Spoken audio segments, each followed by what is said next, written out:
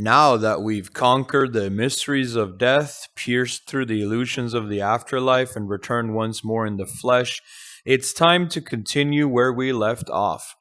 In our last season, we cracked open the doors to humanity's earliest spiritual origins, and now we're going even deeper. Today, we embark on an incredible descent into the ancient pre-flood world of Sumer, the hidden era that shaped the cradle of human civilization long before recorded history officially begins. This is the world of 10,000 BC, the shadow age between myth and archaeology, where the earliest gods walked among the earliest humans. Ladies and gentlemen, this is your favorite whistleblower religious scholar, Isho, here to guide you on another mind-bending journey into the forgotten epochs that textbooks refuse to touch. If you want more of these deep dives into humanity's occult origins, I highly recommend revisiting Season 1, specifically the episodes Christianity's Occult Origins, The Secret Vishnu-Yahweh-Moon Connection Explained, Before Enoch, The Occult Origins of Thoth Explained, The True Secret History of Earth, Humanity, and the Gods Explained. You'll find all of them on the Alchemy Layer channel. Look for the thumbnails with the red borders and red text, neatly organized inside the playlist titled Season 1 2025. So, fire up that bag of popcorn, grab your notebook, hold on to your papers, because what we're about to uncover in this episode is going to get wild, controversial, and impossible to forget. Roll credits.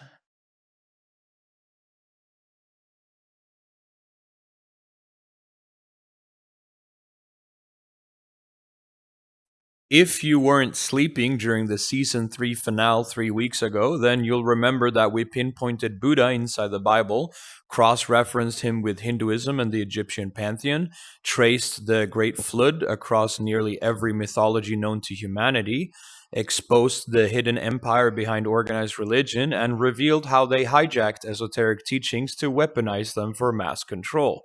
This episode is a direct sequel to that one, but chronologically it's actually a prequel, taking place in an era so ancient that most historians pretend it doesn't exist. We will assume you're already familiar with the core concepts from previous episodes, but here's a lightning-fast recap. Brahma, Vishnu, Manu, Atum, Ra, Thoth, Amun, Osiris, Enoch, Noah, Moses, Yahweh, the Elohim, Buddha, David, Solomon, Krishna, Kalki, Odin, Thor, Zeus, Hercules. These are not separate characters from separate religions. They are the same archetypes, the same bloodlines, the same kings, prophets, warriors, gods, and demigods retold across different cultures in different languages with different names. In simpler terms, Vishnu equals Yahweh, Christ equals Krishna, who is also Kalki, Buddha equals Solomon, who is Osiris, Thoth equals Enoch, who is also Noah and Hermes, and so on. If that sounds crazy to you, go back and watch the previous episodes. We've already gone through and covered it. We're not going to repeat everything here because this episode goes far deeper than simply X equals Y and Z. According to the Empire-approved science, humanity evolved like this. We were fish, then we crawled onto lands as amphibious blobs, then we got hit by an asteroid, then we turned into dinosaurs with hollow plastic bones, then the dinosaurs magically became monkeys, then we left 0 buildings, 0 bones, and 0 traces of civilization for 450,000 years, then around 23,000 years ago we suddenly learned agriculture, mathematics, engineering, astronomy, and how to build pyramids that still outperform modern architecture. Know your place, trash. Because that's exactly what their theory deserves. The Sumerian records tells a completely different story. In the Sumerian tablets, the earliest recorded writings on Earth, it tells a narrative nothing like the mainstream timeline. Texts such as the Sippar tablets, Weld Blundell Prism, Sumerian King List, the Epic of Gilgamesh, the Enuma Elish, the Eridu Genesis, the Myth of Enki and Ninursag, the Instructions of Shuruppak, the Descent of Inanna, the Nippur Anunnaki tablets, and the Kutha tablet, they all describe a very different origin of humanity, one that later evolves into Hinduism, Egyptian mythology, the Book of Enoch, and the Old Testament. What does the Sumerian canon actually say? The heavenly assembly is led by Anu, the Sky Father, Enlil, the Lord of Command, Enki, Ea, the Lord of Wisdom and Waters, and Ninursag, Ki, the Earth Mother. They create humans out of clay mixed with divine blood, not for spiritual enlightenment, but as laborers to serve the gods. The humans are a biological tool, are not fully autonomous, monitored and controlled. They overpopulate and the gods send plagues. Some survive through a divine warning. Sounds familiar? Utnapishtim survives the Great Flood, a deliberate reset sent by the gods, not a natural disaster. Gilgamesh is two-thirds divine, echoing the Nephilim, the giants, and every half-god hero across all cultures. The Anunnaki literally means those who came down from heaven to earth.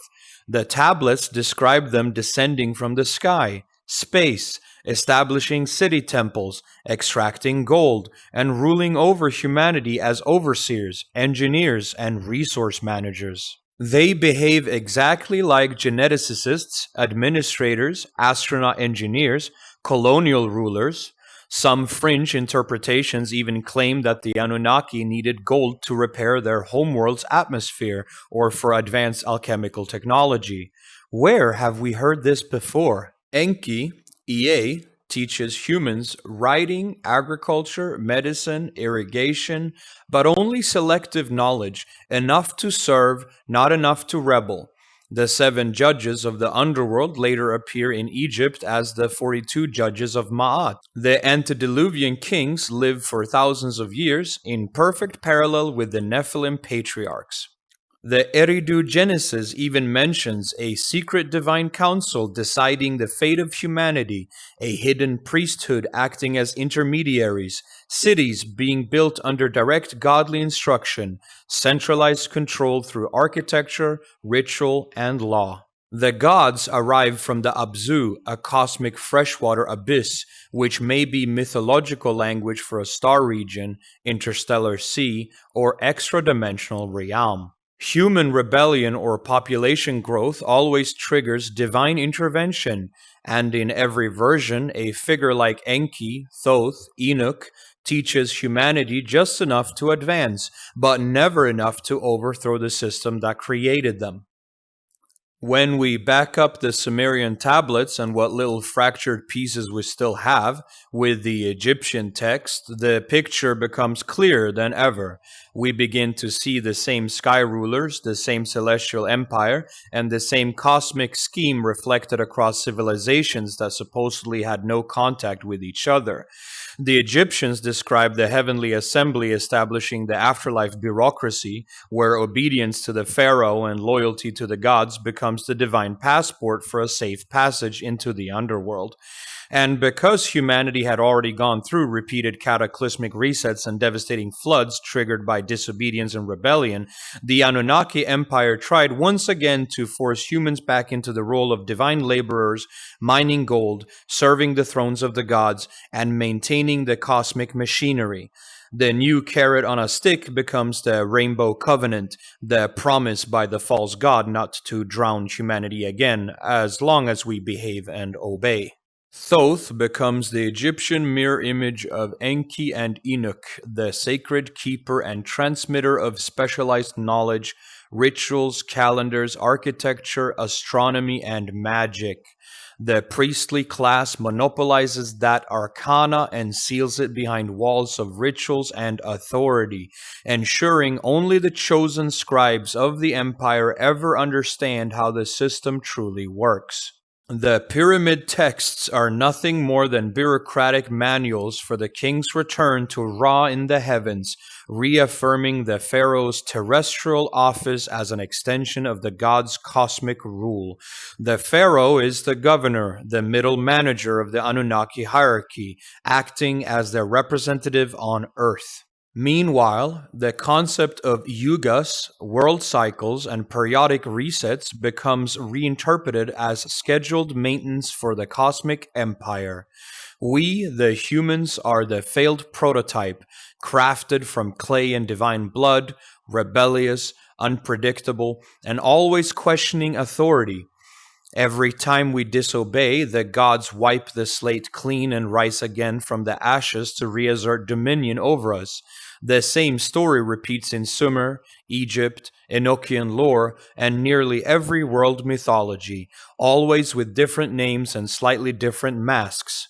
If we are kept in perpetual survival mode, chased by famine, war, fear, and ignorance, and if all knowledge is filtered only through a narrow class of divine scribes loyal to the empire, then they become the archons, the rulers of earth, controlling not just nations or religions, but the resets of civilization itself. The land of Sumer sits in the southernmost part of ancient Mesopotamia in what we today call southern Iraq. And in the strangest twist of modern history, the extremist group ISIS had a field day in the Mosul Museum back in 2015, smashing priceless Sumerian and Akkadian artifacts, statues, tablets, relics, some of the last physical remnants connecting us to the pre-flood world. They called it a cultural cleansing. It is obviously a book burning of ancient priceless evidence. And if I allow myself to play devil's advocate from the perspective of the Empire, the whole thing becomes suspiciously convenient. A terror group funded, armed, or accidentally supported by Western intelligence networks and oil barons just so happened to storm the location of the cradle of civilization, the land of the Anunnaki, and begin systematically destroying anything that might hint at forbidden history. What a coincidence. And if I believed in conspiracy theories about giants or stargates buried in the Iraqi desert or ancient technologies hidden beneath ziggurats, then it would make perfect sense why a superpower would invade Iraq under the flimsiest excuse imaginable, weapons of mass destruction, which were never found, never existed, and were ironically sold to Saddam Hussein by the same government some decades prior. But that's none of my business. Let's continue. Near the site of Tel Abu Sharain in modern-day Iraq lies Eridu, the oldest known city in Sumer, and according to several ancient traditions, the very first city ever built on Earth. This isn't just archaeological trivia. Eridu is repeatedly described as the birthplace of kingship, the location where the gods themselves first touched down. Moving slightly north, we come to Uruk, the legendary city of Gilgamesh, near present-day Warka. Uruk wasn't merely a city, it was one of the earliest major urban centers in human history, home to the world's earliest writing systems and temple complexes. Moving slightly north, we come to Uruk, the legendary city of Gilgamesh near present-day Warka. Uruk wasn't merely a city, it was one of the earliest major urban centers in human history, home to the world's earliest writing systems and temple complexes. Then there is Ur near Tel El Mukayyar, the city of Abraham. Ur is famous for the Great Ziggurat, a massive stepped temple dedicated to Nanna, the moon god. This structure alone shows just how advanced Sumerian civilization was long before the so-called birth of history. Further northeast stands Nippur, close to the modern Nufar, the spiritual and religious capital of Sumer. Nippur wasn't just another city, it was the sacred center dedicated to Enlil, the chief of the Sumerian pantheon. Whoever controlled Nippur controlled spiritual legitimacy. Next is Kish near Tel al-Huaymir, the seat of the first post-flood kingship. According to Sumerian tradition, after the great flood wiped out the previous order, the gods once again descended from heaven and re-established kingship in Kish. This makes it the cradle of the reset civilization. At Lagash, near Tel al-Hiba, archaeologists have uncovered an enormous wealth of tablets, administrative records, myths, temple accounts, offering a direct window into Sumerian daily life and institution building. And finally, Larsa, near Tel as-Senkere, a city deeply associated with Shamash, Utu, the solar deity who rode a fairy chariot across the sky bringing truth, justice, and illumination. When we place these locations on a map, a pattern emerges. The ancients themselves described this entire stretch of land as Dilmun, the primordial homeland where the gods first arrived. In Sumerian, it was also called Edin. Yes, the same Eden, meaning the steppe or open plain. This wasn't a metaphorical paradise. This was a physical region known, described, and revered by the earliest civilizations. And when we compare global myths, the parallels become impossible to ignore. Sumer says, kingship descended from heaven in Eridu. Egypt says Zeptepi, the first time, began at the Nile Delta where the gods first ruled. India places the first Devas in the Saraswati in the Indus region. Enochian tradition places the Watcher's descent at Mount Hermon, which is in the same general area. In other words, different cultures across thousands of miles are all pointing towards one shared epicenter, the cradle of civilization where divine or advanced beings interacted with early humanity. The city of Eden wasn't in the clouds, it wasn't symbolic, it was right here on Earth, and ancient Sumerian texts just helped us triangulate it. So here is what emerges when we trace the ancient Anunnaki network not as isolated mythological fragments, but as a continuous geopolitical arc across millennia. The earliest tradition placed their arrival in Eridu, the primordial southern Mesopotamian city where kingship descended from heaven. From there, their influence radiated outward. They established coastal hubs on the Bahrain and Kuwait islands, which in antiquity formed the heart of Dilmun, a strategic gateway for eastward maritime expansion. Their reach extended north towards southeastern Turkey and the border regions connecting Lebanon, Syria, and Israel, a zone repeatedly referenced in Sumerian, Babylonian, and Enochian traditions. From there, the empire stretched westward into Upper and Lower Egypt and eastward across the Indus Valley into what is now Pakistan, northwest India, and the lower slopes of the Himalayas. This was not a small city-state pantheon, it was a transcontinental sacred empire. When the Egyptian dynasties crumbled, the old Anunnaki pantheon didn't disappear. It migrated and mutated. Their gods were absorbed into Greek and Roman religions, spreading into Europe piece by piece. But as we covered in the Season 3 finale, one major lineage didn't remain on the continent. Nefertiti, in the traditions preserved outside mainstream Egyptology, journeyed with the Tuatha De Danann, the priesthood of Thoth, to the far Celtic west, the Gaelic Isles, known today as Ireland. And the ancient Scottish and Irish chronicles openly say it. Our first queen was Skoda of Egypt, daughter of a great pharaoh. The name Tuatha De Danann literally means the tribe of the goddess Danu. When Egypt fell, the priesthoods of Amun, Thoth, and Isis scattered across the known world. Some found refuge in Greece, some in Rome, but a major contingent, the one carrying the more esoteric rites, migrated to the Celtic north. The earliest Scottish kings consistently claimed descent from Skoda, the Egyptian queen whose lineage fused into the Gaelic royal houses. Between Queen Skoda and the medieval figure Alan Fitzflad, 11th century, the genealogical trail is partially fragmented, but many researchers believe, with substantial evidence, that his family line descended from the ancient Breton Armorican nobility, which had already absorbed Gaelic ancestry, Irish high kingship lines, and mytho-historical elements from the Book of Invasions. From the 1100s through the 1300s, the stewards of Scotland repeatedly intermarried with the House of Dunkeld, Gaelic royal families, and even surviving Pictish remnants. This convergence created a uniquely ancient bloodline. Then, in 1316, Robert II, son of Walter Stewart, rose to power. From him, the line continued unbroken all the way to Queen Anne in 1714. This is the moment where history becomes blurry. Queen Anne's official line ended because she produced no surviving heirs. If she did bear children, they were illegitimate, hidden, or exiled. And during this very period, another pattern emerges.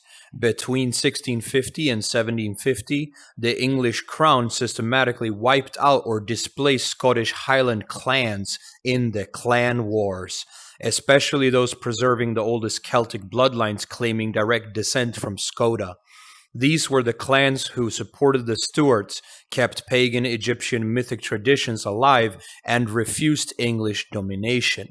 After the fall of the Stuarts, Paris becomes the central refuge for exiled Scottish nobility and Jacobite loyalists. Between 1714 and the 1900s, the city became a nexus of Scottish Rite Freemasonry, Templar descendant societies, and Stuart affiliated esoteric groups. It is very likely, based on patterns of exile and migration, that hidden branches of Queen Anne's lineage fled to Paris, and from there became involved in founding the French colonies of Acadia and Nova Scotia in northern eastern Canada. Now, on to the New World, America. George Washington, the so-called father of the Republic, was not a random colonial farmer. His genealogy links him directly to King Henry of Scotland and King Edward III of England. This places him firmly within the Stuart and Plantagenet, a family tree already entangled with ancient Gaelic, Egyptian, and Near Eastern royal mythologies. Washington was also a high-level Freemason connected to the Scottish Rite, the French Masonic lodges, and surrounded by Scottish officers. His closest military ally, General Hugh Mercer, had previously fought in the Jacobite Rebellion before joining him in America.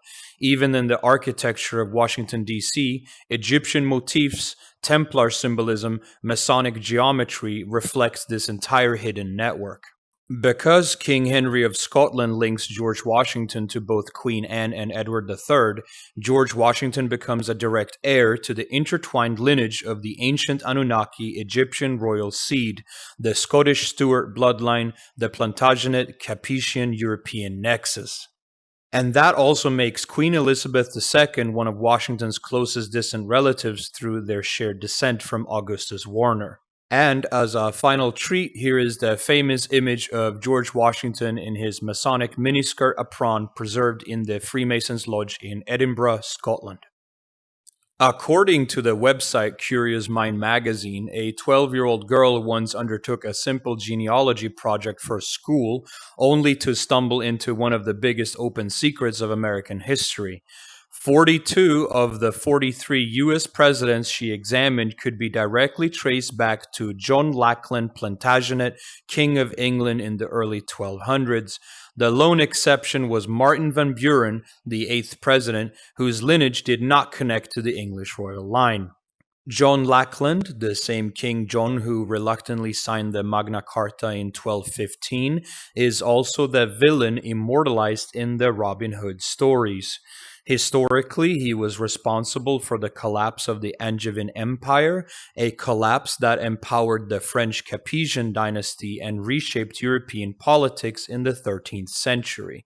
The idea that nearly every American president descends from such a controversial monarch is, to put it mildly, fascinating. The pattern goes deeper.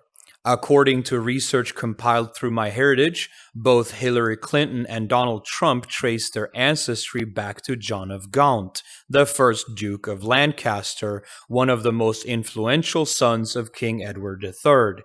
In medieval terms, this places both political opponents inside the same aristocratic blood network.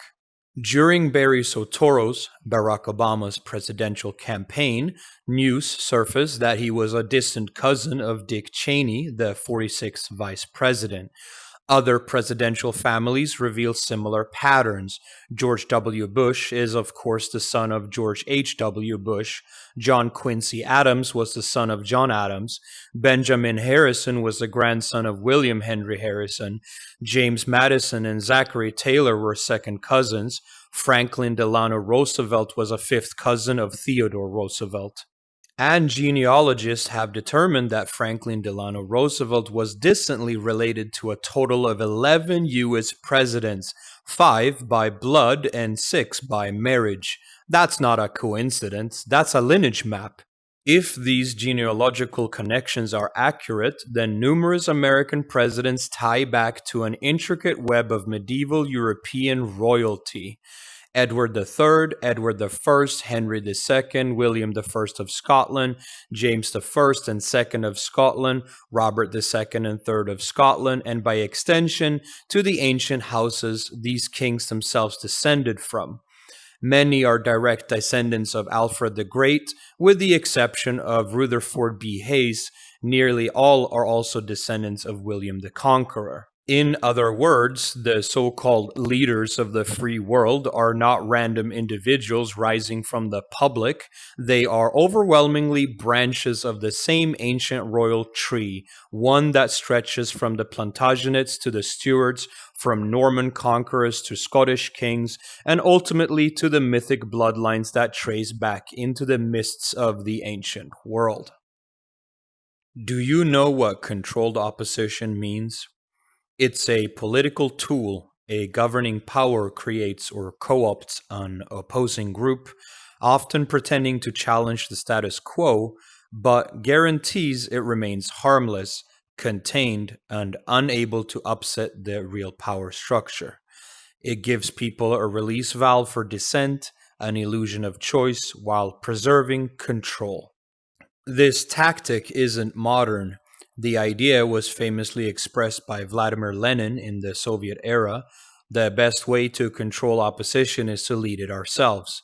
The Soviets allowed tolerated parties, non-communist in name, to exist, giving the appearance of pluralism, while the Communist Party held all the real power. If you've been paying attention watching my previous episodes, you'll recognize that the same method has been in operation since the earliest days of the Sumerian Empire. Religion was the mechanism, priest classes were the controllers, myth and ritual replaced freedom and knowledge, wars, resets, cataclysms, floods, all engineered, all to keep humanity trapped under the thumb of divine-ruled oligarchy. What many people don't realize about this so-called modern United States is that after the Civil War of 1865, the nation was bankrupt, deeply in debt to the tune of $2.7 billion. It doesn't sound like a lot, but at the time that was 27% of the GDP. In today's dollars worth, that would be around $821 billion. To survive, the US had to turn to powerful London-based financiers, families and institutions like the Rothschilds, the Barings, and the financial network rooted in the city of London. When a nation goes bankrupt, its sovereignty becomes negotiable, and the negotiators weren't kings anymore. They were crown-chartered banks, maritime corporations, chartered institutions of commerce with their own courts and clauses. This is where the United States officially transformed, or at least revealed its secret nature, with the District of Columbia Organic Act of 1871. What many don't know, that act did more than reorganize local governance. It formally recognized the U.S. federal government as a corporation operating under legal frameworks borrowed from Roman civil law, Admiralty maritime law, and crown-chartered corporate norms.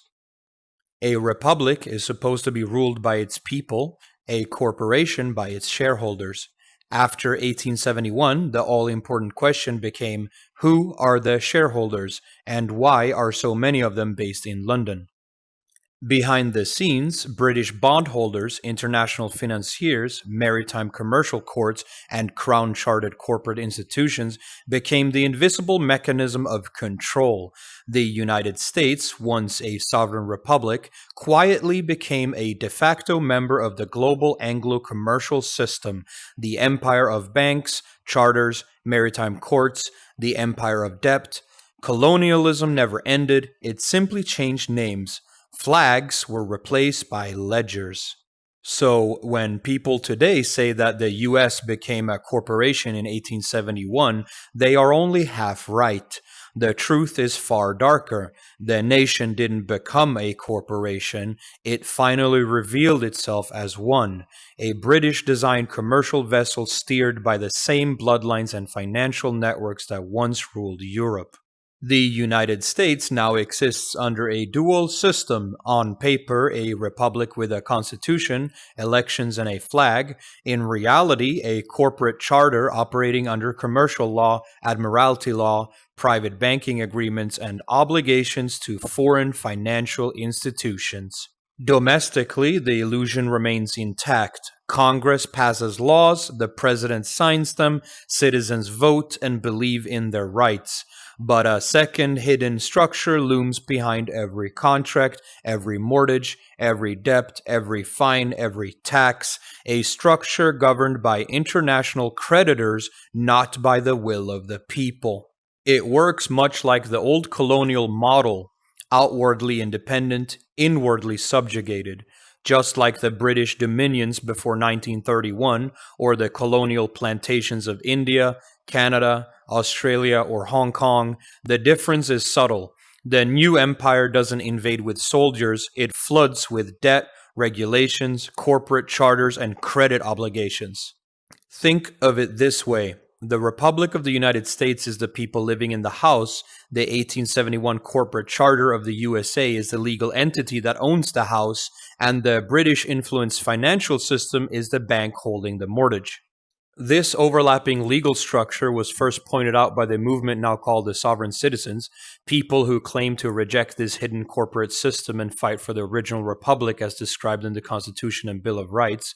They argue that after 1871, the lawful republic was supplanted by a corporation, and that many courts, judges, and law enforcement agencies now operate under corporate admiralty law, not constitutional law.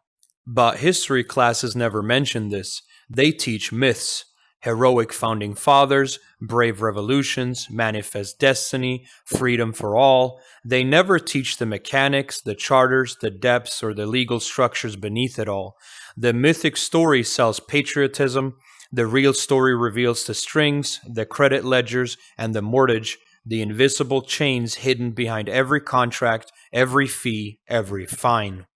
Because admitting the truth would unravel the mythology, the identity of the nation depends on it, and the modern empire prefers to rule in shadows, under layers of legal complexity and financial control, a soft power that whispers, not shouts.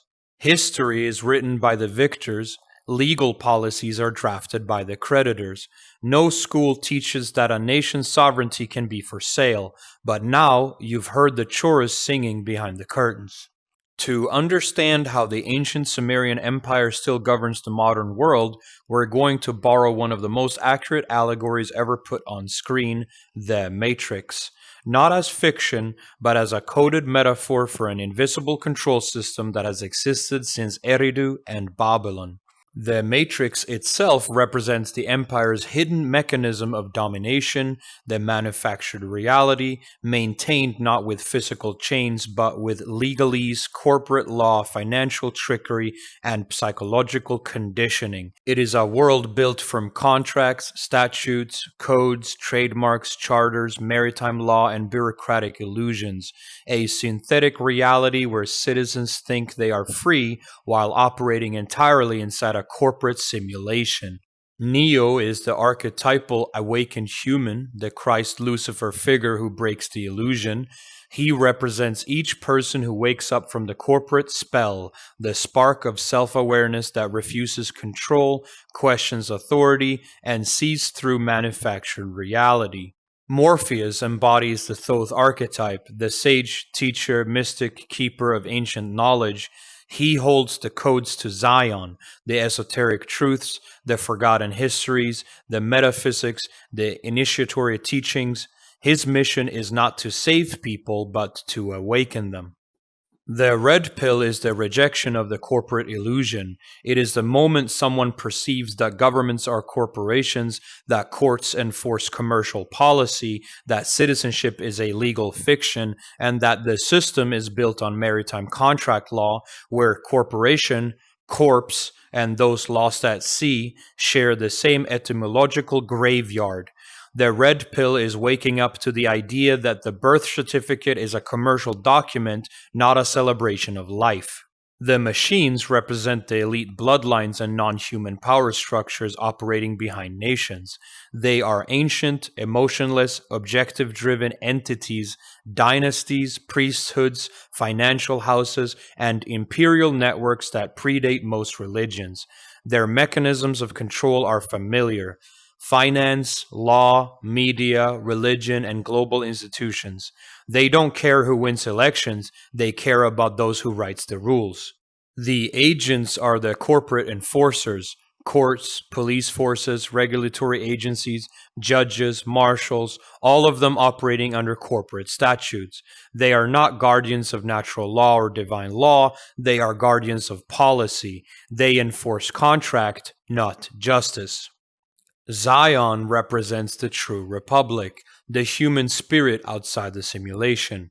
It is the world of self-governance, natural rights, sovereignty, and communities trying to live unbound by corporate control. It symbolizes the human world before the empire, the world the Anunnaki system has tried to erase for thousands of years. The oracle represents the whistleblowers, prophets, and esoteric writers, individuals who understand the code and the system and provide direction on how to navigate it. They do not fight the empire with weapons, they expose it with wisdom. The architect is the elite designer of the corporate legal matrix: the bankers, financiers, charter writers, and central planners, the ones who design the cycles, the crises, the resets, the debt traps, and the illusion of choice. They operate above presidents and prime ministers. The Merovingian symbolizes the old bloodline structure, the ancient dynasties, priesthoods, and elite families whose influence predates Rome. Their spiritual lineage traces back to Sumer, Babylon, and Egypt. They trade in secrets, favors, leverage, and lineage. In the Matrix, the reference isn't random. The historical Merovingians were the ruling dynasty of the early Franks, and medieval chronicles such as the Chronicle of Fredegar claim that their first king was descended from a sea beast known as the Quinotaur, another myth tied to the maritime ancestry, symbolic of bloodlines born from the sea, a metaphor echoed in corporate maritime law. And so the question returns, spoken just as it is in the film, but far older than cinema. The Matrix. Do you want to know what it is? Now that we're done with the overly complicated history lesson, let's take a look at some of the remnants and words left behind by the Empire and how they incorporated it, pun intended, into the Anglo-Briton Albion language of English. This will feel a little weird. From Old Egyptian, Amun, Amen, Atum, them, tem, autumn, Ra, Ray, Horus, hours, horizon, Nut, nut, nutritious, Seth, set, south, Isis, ice, icy, Isis, Ma'at, math, matter, shu, thoth, thought, taught, thought.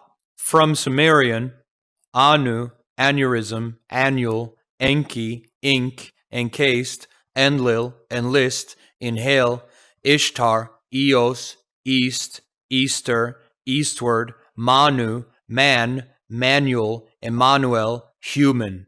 From Hebrew, Canaanite, Elohim, halo, hello, Aloha, mot, mortal, Adonai, Adonis, Baal, Baal, Dagon, dragon, Astarte, start, god of fortune, God, God. From Greek, Zeus, Zevs, Deus, devs, developer, sus, suspicious, Nike, the shoe brand, hell, heel, hell, Hades, had, Fortuna, fortune, Janus, January, janitor, Pan, frying pan, Morpheus, morph, morphine, hypnos, hypnosis, Pluto, plutocracy, chaos, Gaia, gay, geological, Chronos, chronology, Cupid, cupidity, Hermes, hermetic, Persephone, perception,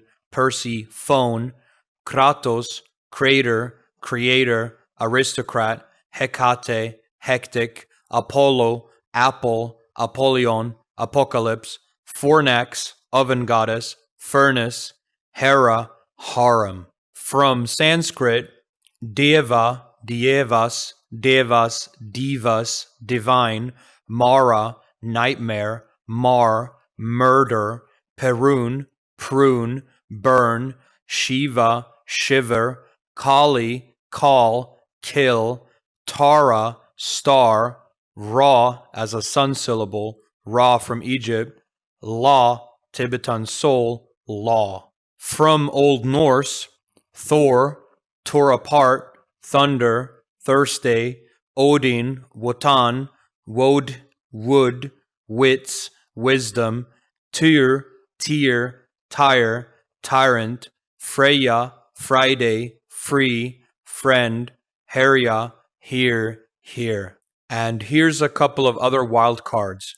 Dagon, day, dog, Wednesday, Wode, mad furious, Danu, primordial water goddess, Danes, Denmark, Don, weird, word, Banba, goddess of Ireland, Ban, bone, Ayura, Mesopotamian wind spirit, I,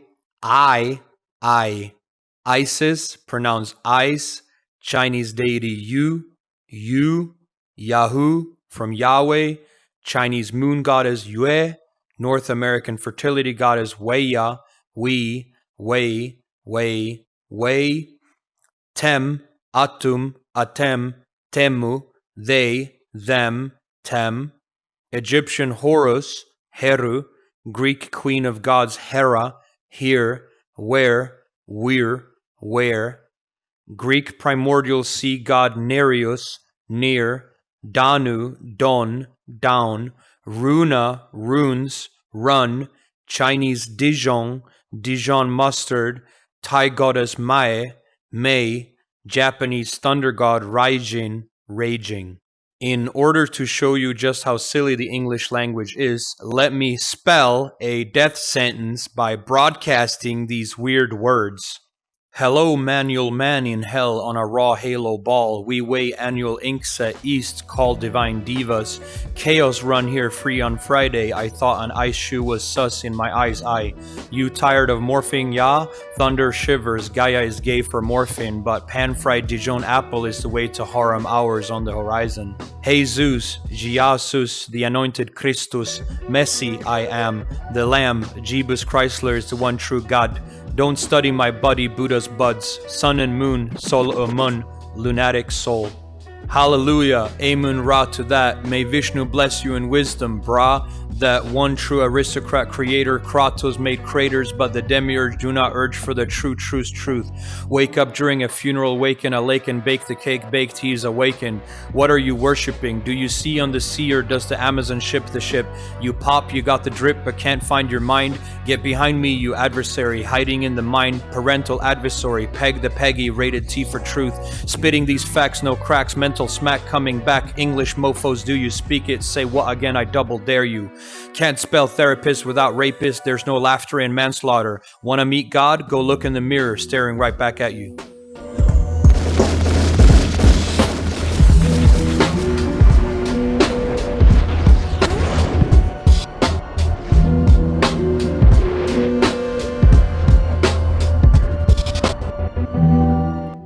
If civilization began in Sumer, why do its patterns, gods, laws, hierarchies still shape the world today? If the first empire created the first system of control, have we ever truly left it? How much of your worldview is inherited from a civilization you have never studied? If different religions describe the same events in different names, who changed the story and for what purpose? If the same archetypes reappear across continents, is it coincidence or remnants of a single ancient system? Why does every empire recycle the same myths of divine kingship and chosen rulers?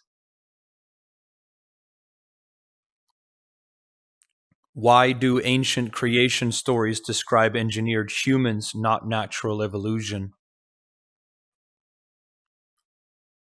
If Eden was not paradise but an experiment, then who were the experimenters? If the gods had bloodlines, are they still ruling? If power moves from Sumer to Egypt to Rome to Britain and into corporations, is it the same empire wearing new uniforms? How did tiny royal families, generation after generation, maintain influence over planetary scale civilizations? If modern nations are built on old empire blueprints, when did the empire ever actually fall? If 42 of 43 US presidents trace back to the same royal family, what does that imply about democracy?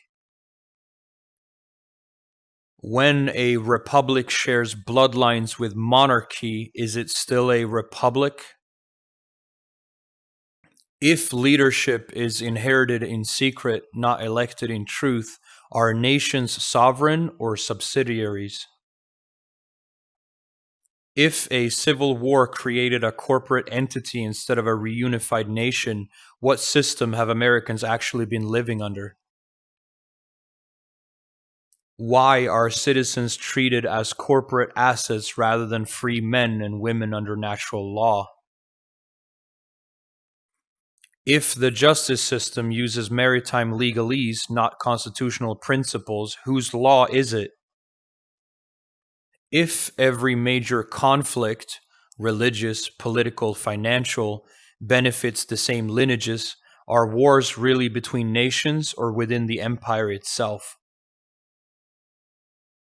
Why do the same families appear behind monarchies, banks, governments, and revolutions? If the matrix is a metaphor for legal, linguistic, and financial control systems, what part of your life is not inside of it? If the matrix of empire is built from legal codes, languages, and ancient priest systems, then who benefits from keeping you asleep inside it? If language itself is encoded with empire mythology, how much of reality is a linguistic illusion? If words themselves carry the echoes of dead empires, how much of your thinking is truly yours? When you speak English, are you communicating or repeating spells and casting deity names from thousands of years ago? Are you living as an autonomous soul or as a corporate fiction created at birth? How much of your identity is truly human and how much is a corporate construct built around your legal birth? If every system that governs you, law, finance, citizenship, identity, was constructed long before you were born, what part of your life is actually sovereign? If the agents of this world enforce corporate policy and not natural law, who gave them authority over your existence?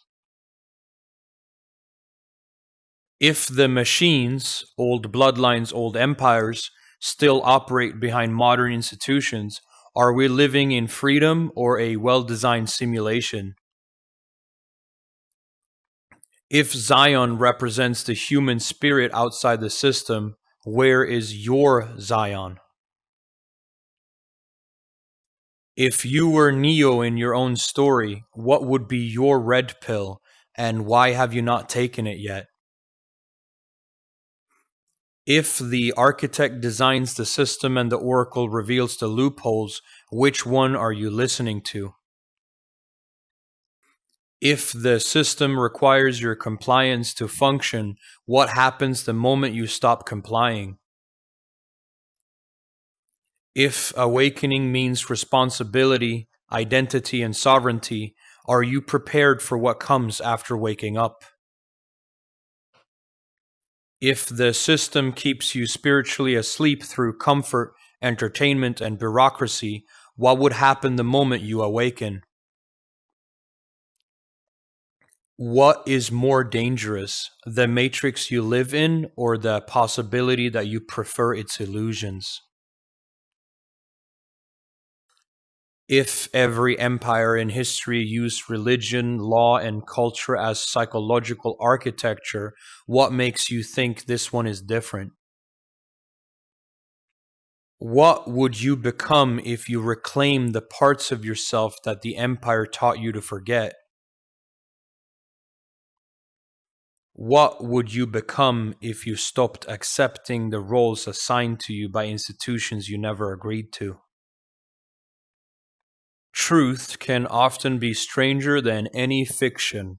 The topics we've covered and questions explored and the wonder they stir are just threads in a much larger infinite tapestry.